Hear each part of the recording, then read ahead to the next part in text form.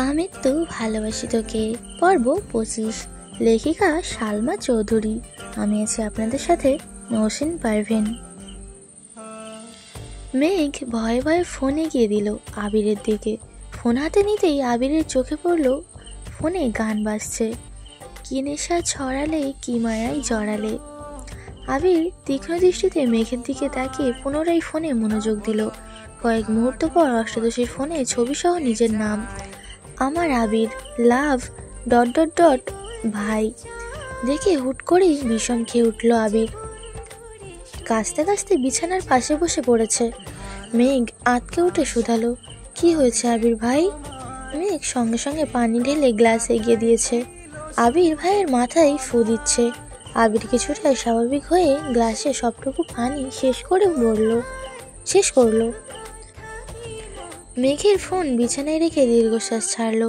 Glass মেঘকে দেওয়ার সঙ্গে সঙ্গে এক পলক তাকালো অষ্টাদশীর মুখের পানে। এমন কাণ্ডে হাসবে নাকি রাগ করবে সেটাও বুঝে উঠতে পারছে না আবির। কিছুক্ষণ বসে উঠে যাওয়ার সময় গভীর কণ্ঠে বলল, আমার নাম্বার তো তোর ফোনে আছেই, তাহলে মামনিকে দিয়ে মিমকে দিয়ে কেন কল দেওয়াতে হয়? তুই কল দিতে পারিস না? মেঘ জিভ কামড়ে মাথা নিচু করে দাঁড়িয়ে আছে। দুপায়ে গিয়ে আবির পুনরায় থমকে দাঁড়ালো। ঘাড় ঘুরিয়ে চেয়ে রাজবাড়ি কণ্ঠে বলল, ভণ্ডামি বাদ দিয়ে পড়াশোনায় মনোযোগ দে। কথাটা বললে এক সেকেন্ডও দাঁড়ায়নি, বেরিয়ে পড়েছে রুম থেকে। মেঘ বিড়বিড় করে বলছে, সর্বনাশ, নাম্বার সেভ করা দেখে বিষম খেলেন উনি। মেঘ তাড়াতাড়ি বসে নাম্বারটা বের করলো। একবার ভাবলো নামটা পাল্টাবে, পরক্ষণেই মনে হলো যা দেখার তো দেখেই ফেলেছে, এখন আর পাল্টে কি হবে। মেঘ ছবিটা দেখে হাসছে আর বারবার বলছে, আরে কবে যে নামের পিছনে থেকে ভাইটা সরাতে পারবো। কিছুদিন পর আলী আহমেদ খান আর মোজাম্মেল খান অফিসে কাজের ফাঁকে গল্প করছিলেন। গল্প না ঠিক, দুভাই নিজেদের সুখ দুঃখের কথা শেয়ার করছিলেন। মোজাম্মেল খান আর আলী আহমেদ খান ছোট থেকে বন্ধুর মতো, এখন যেমনটা তানভীর আর আবিরের সম্পর্ক। মোজাম্মেল খানকে চিন্তিত দেখে আলী আহমেদ খান প্রশ্ন করলেন, কি রে, কি হয়েছে তোর? শরীর খারাপ নাকি? মোজাম্মেল খান চিন্তিত স্বরে বললেন, মেঘকে নিয়ে খুব চিন্তায় আছি ভাইজান। আলী আহমেদ খান গভীর কণ্ঠে শুধালেন, মেঘ মাকে নিয়ে আবার তোর কিসের চিন্তা? কত লক্ষ্মী একটা মেয়ে। মোজাম্মেল খান তপ্ত স্বরে বললেন, সামনে ভার্সিটি পরীক্ষা, মেডিকেল পরীক্ষা, তানভীরটা তো ঠিক মতো পড়লেই না, এখন সব আশা ভরসা তো মেঘকে নিয়েই। আলী আহমেদ খান ভাইকে সাহস দিয়ে বললেন, আরে চিন্তা করিস না, ইনশাল্লাহ চান্স হয়ে যাবে, না হলে কত প্রাইভেট বিশ্ববিদ্যালয় আছে, ওইগুলোতে পড়াবো, সমস্যা কি? মোজাম্মেল খান মন খারাপ করে বললেন, আমি তো চাই মেয়েটা মেডিকেলে পড়ুক। আলী আহমেদ খান হাসি মুখে উত্তর দিলেন, ভাগ্যে যা আছে তাই হবে, দিন শেষে ওরা মানুষ হলেই হলো, আমার আর কোনো চিন্তা নেই। মোজাম্মেল খান এবার একটু ঠাট্টা স্বরে বলে উঠলেন, হ্যাঁ, তোমার আবার কিসের চিন্তা? তোমার ছেলে তো পড়াশোনায় শেষ করে তোমার কথা মতো ব্যবসায় জড়িয়ে গিয়েছে, তোমার তো খুশি লাগবেই। আলী আহমেদ খান ভাইয়ের কথায় সশব্দে হেসে উঠলেন। হাসতে হাসতে বললেন, আমার ছেলে আমার কথা মেনে অফিসে আসছে, এটা দেখিস, সাথে নিজের মর্জি মাফিক কোম্পানি শুরু করেছে, বাইক নিল, রাত বিরাতে বাড়ি ফিরে নিজের মতো চলে, এগুলো নিয়ে তো কিছু বললি না? এসব কথা বাদ দে, আমার ছেলে আর তোর ছেলে বলতে কিছু নেই, আমরা যেমন মিলেমিশে আছি, আমি চাই আমাদের সন্তানরাও সারা জীবন মিলেমিশে থাকুক। মোজাম্মেল খান হাসি মুখে উত্তর দিলেন, দোয়া করি তাই যেন হয়। এরকম আবির দরজায় দাঁড়িয়ে বলল, আসবো? আলী আহমেদ খান তাকিয়ে বললেন, হ্যাঁ আসো, তোমাকে কতদিন বলেছি আমার রুমে আসতে অনুমতি নিতে হবে না। আবির ভারী কণ্ঠে উত্তর দিল, আপনারা কথা বলছিলেন, হুট করে ঢুকে পড়াটা ভালো দেখাবে না, তাই ভেতরে ঢুকেনি। মোজাম্মেল খান বললেন, আমাদের তো সব কথা বলার তোমাদেরকে নিয়েই, তোমরা ভালো থাকো এটাই তো চাই। চাচ্চুর দিকে চেয়ে আবির মুচকি হাসলো, তারপর আব্বুর দিকে একটা ফাইল এগিয়ে দিয়ে বলল, সময় করে ফাইলটা একটু দেখে নিন প্লিজ। আবির যাওয়ার জন্য পা বাড়ালো। আলী আহমেদ খান ডেকে উঠালেন, শোন। আলী আহমেদ খান ছেলের দিকে তাকিয়ে নরম স্বরে বললেন, দুই অফিস সামলাতে কি খুব কষ্ট হচ্ছে? আবির মৃদু হেসে উত্তর দিল, না সমস্যা নেই, কষ্ট না করলে আপনাদের মতো সাকসেসফুল কিভাবে হব? আলী আহমেদ খান নিঃশব্দে হেসে বললেন, সব বাদ দিয়ে কাজ করলে তো হবে না, নিজের যত্ন নিতে হবে তো, অফিস তো শেষই, বাসায় যাবে না? আবির ঠান্ডা কণ্ঠে বলল, 5 থেকে 10 মিনিট পর বেরিয়ে যাব। আবির বাবার কেবিন থেকে বের হয়ে নিজের কেবিনে চলে গিয়েছে। মোজাম্মেল খান আর আলী আহমেদ খান ফাইল চেক করে রেখে বেরিয়ে আসে বাসায় যাওয়ার উদ্দেশ্যে। ড্রাইভার গাড়ি নিয়ে আসতে আসতে আলী আহমেদ খান হঠাৎই শাহরিয়াকে দেখে কিছুটা এগিয়ে গিয়ে উচ্চস্বরে ডাকলেন, এই শাহরিয়া। শাহরিয়া কাছে একটা দোকানে কি কিনছিল। আলী আহমেদ খানকে দেখে এগিয়ে এসে সালাম দিয়েছে। আলী আহমেদ খান সালামের উত্তর দিয়ে বললেন, কেমন আছো তুমি? শাহরিয়া হাসি মুখে উত্তর দিলেন, জি আলহামদুলিল্লাহ ভালো। আপনারা কেমন আছেন? দুভাই সস্বরে বলে উঠলেন, আলহামদুলিল্লাহ ভালো। আলী আহমেদ খান স্বাভাবিক কণ্ঠে প্রশ্ন করলেন, তুমি যে অসুস্থ ছিলে সুস্থ হয়েছো? শাহরিয়া মনে মনে বিড়বিড় করে বলল, ছেলে মেরে হাসপাতালে পাঠাইছে আর এখন বাপে খবর নিচ্ছে। ভালোই। আলী আহমেদ খান পুনরায় বলে উঠলেন, তুমি যদি বলতে আমাদের বাসা দূরে হয়ে যায় তোমার জন্য আমি পেমেন্ট বাড়াতাম, কিন্তু তুমি তো কিছু জানাও না। শাহরিয়া শুধু বলেছে, না মানে। অমনি চোখ পড়েছে অফিস গেটের সামনে দাঁড়ানো আবিরের দিকে। চোখ রাঙিয়ে তাকিয়ে আছে শাহরিয়ার দিকে। মোজাম্মেল খান গম্ভীর স্বরে বললেন, কি হলো? শাহরিয়া ঢুক গিলে কণ্ঠে জানালো, অসুস্থ ছিলাম তাই জানাতে পারিনি। এটা কি আপনাদের অফিস আঙ্কেল? আলী আহমেদ খান হাসি মুখে উত্তর দিলেন, হ্যাঁ আসো, ভেতরে আসো, চা কফি খেয়ে যাও। শাহরিয়া মাথা নেড়ে না করলো আর মনে মনে বলল, আগে জানলে এই রাস্তায় আসতাম না।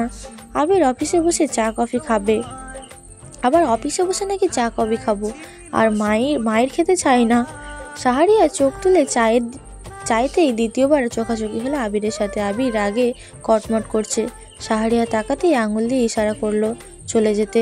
শাহরিয়া বাধ্য ছেলের মতো বিদায় নিয়ে সেখান থেকে কেটে পড়লো।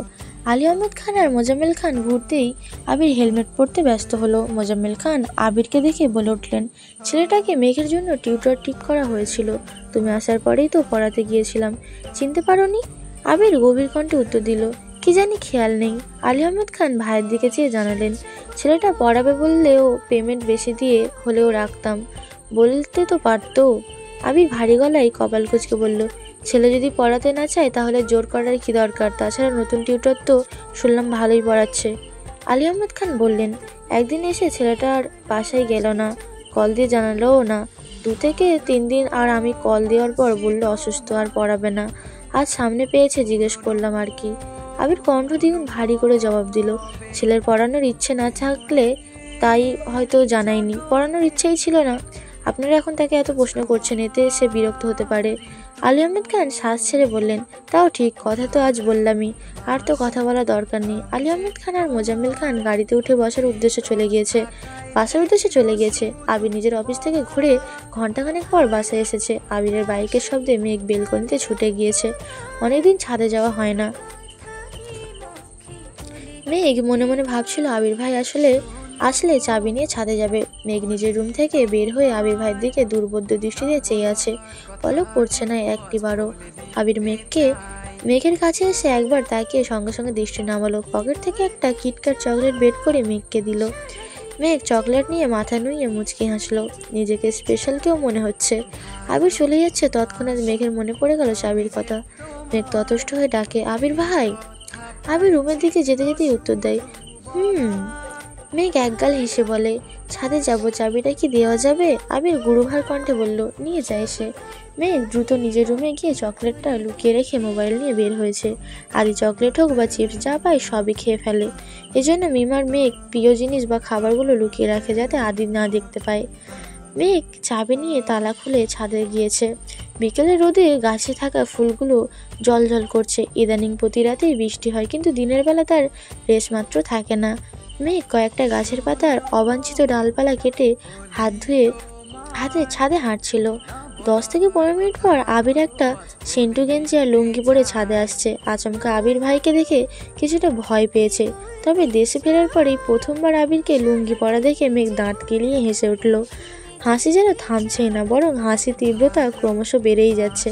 আবির কপাল কুঁচকে তাকালো। আবিরের চাউনিতে মেঘ চিবুক নামিয়ে মুখ হাত চেপে হেসেই যাচ্ছে। আবির কপাল কুঁচকে প্রশ্ন করলো, এভাবে হাসছিস কেন? মেঘের সরল স্বীকারোক্তি, আপনাকে দেখে হাসি পাচ্ছে। আবির বিরক্তি হয়ে বলল, এভাবে হাসছিস যে, তোর তানারা ধরবে না? অকস্মাৎ মেঘের মুখ বন্ধ হয়ে গেল। ঘাড় ঘুরিয়ে দিক সেদিক তাকিয়ে দেখছে। মেঘের কাণ্ড দেখে আবির মুচকি হেসে ছাদের কর্নারে সিঙ্গেল সোফায় গিয়ে বসে পড়েছে। সূর্যের আলো ধীরে ধীরে কমতে শুরু করেছে। মেঘ সঙ্গে সঙ্গে চুল বেঁধে মাথার ঘুমটা টেনে ধীর পায়ে আবির ভাইয়ের কাছে গিয়ে দাঁড়িয়ে পড়েছে। আবির ফোনে কথা বলছে আর মেঘ ছাদের রেলিংয়ে ঘেঁষে দাঁড়িয়ে এক দৃষ্টিতে আবির ভাইকে দেখছে। প্রথম দেখে হাসলেও এখন মেঘের ভালোই লাগছে। শক্তপোক্ত উন্মুক্ত বাহু দেখেই মনে হচ্ছে জিম করে এমন বডি বানিয়েছে। প্রশস্ত বুকের লোমগুলো হালকা হালকা দেখা যাচ্ছে। আবির ভাইকে এভাবে দেখে মেঘের বুকের ভেতর ধুকপুক শুরু হয়ে যাচ্ছে। আবির ভাইয়ের হাতে মেহেদি দেওয়া থাকলে এখন নতুন জামাই লাগতো, এটা ভাবতে মেঘের মুখ লজ্জায় লাল হয়ে গিয়েছে। আবির ভাইয়ের শ্যামবর্ণের মুখোশী সর্বক্ষণ মেঘের মস্তিষ্কে ঘুরপাক খায়। চোখ বন্ধ করলে সেই তামাটে চেহারা চোখের সামনে ভেসে ওঠে। মেঘ বিড়বিড় করে বলল, ডুবে ডুবে ভালোবাসি, আপনি না বাসলেও আমি বাসি। মেঘ চুপি চুপি আবির ভাইয়ের 2-3টা ছবিও তুলে নিয়েছে। আবির কল কেটে মেঘের দিকে চেয়ে ঠান্ডা কণ্ঠে বলল, এখানে দাঁড়িয়ে আছিস কেন, রুমে যা। মেঘ আহ্লাদি কণ্ঠে বলল, একটু থাকি না প্লিজ। আবির আর কিছু বলল না। আহ্লাদি কণ্ঠে মেঘ কিছু বলল আবির কখনোই না করতে পারে না। এই সেই ললনা যার সামান্যতম আবদারও আবির ফেলতে পারে না। আবিরের সমস্ত পৃথিবী একদিকে আর অন্যদিকে তার স্প্যারো। আবির চোখ বন্ধ করে সোফায় হেলান দিয়ে বসে আছে। বেশ খানিকক্ষণ সময় মেঘ আবির ভাইয়ের সরু নেত্রে নিরীক্ষণ করে ধীরে ধীরে কণ্ঠে ডাকলো, আবির ভাই। আবির চোখ বন্ধ করেই জবাব দিল, মেঘ উদ্বিগ্ন কণ্ঠে শুধালো, আপনার কি মন খারাপ? আবির মেঘের দিকে তাকিয়ে মুচকি হেসে উত্তর দিল, ওই না তো। মেঘ কিছু বলতে যাবে তার আগেই আবির বলে উঠল, আজান পড়বে কিছুক্ষণের মধ্যে, তোর একটু থাকার ইচ্ছে মিটলে রুমে যা। মেঘ বাধ্য মেয়ের মতো চুপচাপ রুমে চলে গিয়েছে। আবির মনে মনে বলছে, আমি তো তোর সাথে জীবনের প্রতিটা সূর্যোদয় সূর্যাস্ত দেখতে চাই, তার জন্য অনেক ঝড়ঝাপটা পেরোতে হবে। যাই হয়ে যাক, একদিন তোকে আমার করে নিবই ইনশাল্লাহ। হঠাৎ এক বৃহস্পতিবারের মেঘ আর বন্যা কোচিং থেকে বের হতেই দেখতে পেল আবির ভাই বাইকের সামনে দাঁড়িয়ে আছেন। মেঘকে বের হতে দেখে আবির কিছুটা এগিয়ে আসলো। আবির বন্যার দিকে চাইতেই চোখাচোখি হলো দুজনের। বন্যা হাসি মুখে বলল, আসসালামু আলাইকুম ভাইয়া, কেমন আছেন? আবির স্বাভাবিক সুলভ গম্ভীর কণ্ঠে উত্তর দিল, ওয়ালাইকুম আসসালাম, আলহামদুলিল্লাহ ভালো, তুমি কেমন আছো? বন্যা উত্তর দিল, আলহামদুলিল্লাহ ভালো। আবির স্বাভাবিক কণ্ঠে প্রশ্ন করলো, তুমিই তো বন্যা? বন্যা বলে, জি ভাইয়া। বন্যা পুনরায় উত্তর দিল, আমি আসছি ভাইয়া, থাকেন আপনারা। আসছি। মেঘ কথাগুলো বলে বন্যা কোনো রকমে পালালো এখান থেকে। আবির মেঘের দিকে তীক্ষ্ণ দৃষ্টিতে চেয়ে শুধালো, তোর বান্ধবীও দেখা যায় তোরই মতো। মেঘ আহাম্মকের মতো চেয়ে প্রশ্ন করলো, কেমন? আবির ঠাট্টা স্বরে বলল, তার ছিঁড়া। মেঘ ভ্রুকুচকে বলল, মোটেই না। মেঘ ভেঙচি কেটে গাল ফুলে দাঁড়িয়ে আছে। আবির সশব্দে হেসে বলল, চড়ুই পাখিকে গাল ফোলালে পেঁচার মতো লাগে। মেঘ রাগে ফুঁসতে ফুঁসতে আবির ভাইয়ের দিকে চাইল, কিন্তু আবির ভাইয়ের মুখের অকৃত্রিম হাসি দেখে নিজের রাগটা ধরে রাখতে পারল না। মেঘ নিজের ঠোঁট কামড়ে ধরে কয়েক সেকেন্ড অবাক চোখে তাকিয়ে সাথে থাকে সহসা মেঘের ওষ্ঠ ছড়িয়ে আসে। মেঘ মনে মনে বলল, আপনার এই হাসিতেই আমি বেসামাল হয়ে যাই। আবির বাইকের কাছে গিয়ে হেলমেট পরে নিল। মেঘ কাছে যেতে মেঘের জন্য কিছুদিন আগে কেনা একটা হেলমেট নিয়ে মেঘকে পরাতে গেল। মেঘ বলে, আমি পরতে পারবো। আবির গভীর কণ্ঠে শুধালো, আমি পরিয়ে দিলে সমস্যা? মেঘের বুকের ভিতর তোলপাড় চলছে। এটা সে আবির ভাইকে কিভাবে বোঝাবে? আবির ভাই কাছে আসলে ওনার শরীর থেকে আসা তীব্র ঘ্রাণ মেঘের মস্তিষ্কের নিউরন পর্যন্ত নাড়িয়ে দেয়। মেঘের বক্ষ স্পন্দন জোরালো হয়। নিজেকে সামলানোর সব শক্তি ক্রমে ক্রমে বিলীন হয়ে যায়। আবির নিজেই হেলমেট পরিয়ে দিয়ে বাইকে বসলো। মেঘের দিকে চাইতে মেঘ ঘুরে গিয়ে বাইকে বসলো। আবির বাইক টান দিতেই হুমড়ি খেয়ে পড়লো আবিরের পিঠে। নিজেকে সামলে সঙ্গে সঙ্গে দুহাত আবির ভাইয়ের কাঁধ চেপে ধরলো। আবির উচ্চস্বরে বলল, আর একদিনও তোকে ধরতে বলবো না, পড়ে গেলে ফেলেই চলে যাব। মেঘ চুপচাপ আশপাশ দেখছে। কত কত কাশফুল ফুটপাত দিয়ে একসাথে হাঁটছে। কেউ রাস্তার পাশে দাঁড়িয়ে ফুচকা খাচ্ছে, কেউ বা শাড়ি পাঞ্জাবি পরে হাঁটছে, আর কত মানুষ বাইকে রিক্সায় ঘুরছে। তাদের দেখে মেঘের মনে প্রেমানুভূতি জাগ্রত হয়। খুব ইচ্ছে করছিল আবির ভাইয়ের পিছন থেকে জড়িয়ে ধরার, কিন্তু সাহস হয়নি। সব দ্বিধাদ্বন্দ্ব সরিয়ে আকস্মাৎ আবিরের পিঠে মাথা রাখলো মেঘ। আবির সঙ্গে সঙ্গে বাইকের গতি কমিয়ে মৃদু হেসে ঘাড় ঘুরিয়ে দেখার চেষ্টা করলো। মেঘ তা বুঝতে পেরে সহসা মুখ তুলে স্বাভাবিক হয়ে বললেন। আবিরের মুখের হাসিটা কয়েকটা সেকেন্ডে বিলীন হয়ে গেল। কিছুক্ষণের মধ্যে একটা বাইকের শোরুমের সামনে এসে থামলো। মেঘ উদ্বিগ্ন কণ্ঠে শুধালো, আমরা এখানে কেন আসছি? আবির এখানে কেন আস আবির নিরেট কণ্ঠে বলল, তোর ভাইয়ের জন্য বাইক কিনতে আসছি। মেঘ উত্তেজিত কণ্ঠে শুধালো, সত্যি? আবির মেঘকে নিয়ে ভেতরে ঢুকে বলল, পছন্দ কর। মেঘের উত্তেজনা নিমিষে মিলিয়ে গেল। আস্তে করে বলল, আমি তো বাইক চিনি না, আর আমার পছন্দ ভাইয়া কি ভালো লাগবে? আবির শক্ত কণ্ঠে বলল, তানবীরের নির্দিষ্ট কোনো পছন্দ নেই। তাছাড়া তুই ওকে গিফট করবি, এতে পছন্দ না করার কি আছে? তুই কালারের মধ্যে কয়েকটা পছন্দ কর, আমি তো আছি। মেঘ আশ্চর্য নয়নে তাকিয়ে বলল, আমি গিফট করব মানে? আবির কপাল কুঁচকে বলল, এত মানে বোঝাতে হবে না। আবির ঘুরে ঘুরে বাইকের ডিটেলস বলছে আর মেঘ পছন্দ করছে। সবশেষে দুটা বাইক নিয়ে কনফিউজ। মেঘ আবির ভাইয়ের দিকে চেয়ে ভনিতা ছাড়াই বলে উঠল, দয়া করে দুটা নিয়ে আর চিন্তা করবেন না প্লিজ। আবির মেঘের মুখোমুখি হয়ে ছোট্ট করে বলল, আমারটা রেখে এই দুটা নিয়ে নিন। মেঘ চিৎকার দিয়ে উঠল, না, আপনারটা আমার অনেক পছন্দ। আবির মৃদু হেসে সাইডে গিয়ে বসলো। মেঘকে বলল তানবীরকে কল দেওয়ার জন্য। আবিরের কথা মতো মেঘ কল দিয়ে সেই কথাগুলোই বলেছে, যা যা শিখিয়ে দিয়েছে। কিছুক্ষণের মধ্যেই তানবীর চলে আসছে। মেঘ তানবীরের হাতে দুটো চিরকুট দিয়ে বলল, যে কোনো একটা তুলো। তানবীর বনুর কথা মতো তাই করলো। সহসা মেঘ উত্তেজিত কণ্ঠে বলল, সারপ্রাইজ, এটা তোমার গিফট আবির ভাইয়ের তরফ থেকে। আবির পাশ ফিরে মেঘের দিকে চেয়ে বলল, আমাদের দুজনের পক্ষ থেকে, টাকা আমার পছন্দ ওর। তানবীর আবিরকে জড়িয়ে ধরে বলল, থ্যাংক ইউ সো মাচ ভাইয়া। মেঘকেও ধন্যবাদ দিল। বাইকের সব কাজ শেষ করে শোরুম থেকে বের হয়ে মেঘ বলল, ভাইয়া ট্রিট দিবা না? তানবীর হাসি মুখে বলল, অবশ্যই দিব, 1 মিনিট ওয়েট কর বনু। আবিরকে সাইডে নিয়ে তানবীর কানে কানে বলল, ভাইয়া হেল্প করো প্লিজ। আবির কপাল কুঁচকে বলল, কি হেল্প? তানবীর বিড়বিড় করে বলল, তোমার মতো আমিও ওনাকে প্রথমে বাইকে বসাতে চাই। আবির তীক্ষ্ণ দৃষ্টিতে চেয়ে তপ্ত স্বরে শুধালো, আমি কারে প্রথমে বাইকে উঠাইছি? তানবীর ঠাট্টার স্বরে বলল, আমার সামনে ঢং করো না ভাইয়া, আমায় বাইকে উঠাতে হবে বলে একা একা বাইক কিনে নিয়ে গিয়েছো। মিম আদিকে বাইকে ঘোরাবা দূরের কথা, আমার বাইকেও ছুতে দাওনি।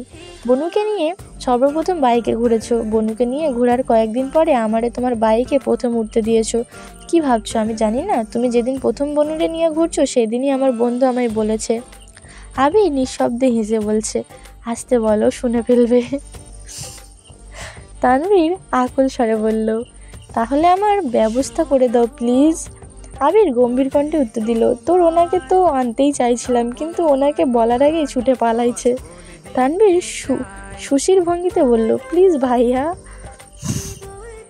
আবির ভ্রুকুচকে তাকে বিড়বিড় করে বলল, তুইও তো তোর বোনের মতোই হয়েছিস, ঠিক আছে দেখছি। এই পর্যন্তই ছিল আমি তো ভালোবাসি তোকে পর্ব 25। পরবর্তী পর্বগুলো শোনার জন্য চ্যানেলে চোখ রাখুন। সবাই ভালো থাকবেন, সুস্থ থাকবেন।